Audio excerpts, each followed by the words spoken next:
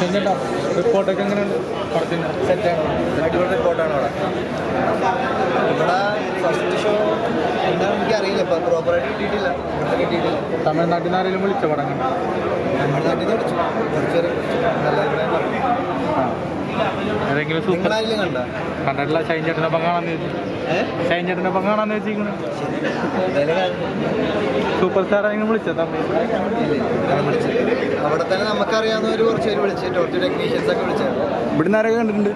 ഇവിടുന്ന് ആരൊക്കെ മലയാളത്തിൽ ആരും കണ്ടിട്ടില്ല. ഇവിടെ എന്താണെന്ന് പറയുമോ, നമ്മൾ ഈ 31st ആണ് പടം റിലീസ് വെച്ചിരുന്നത്.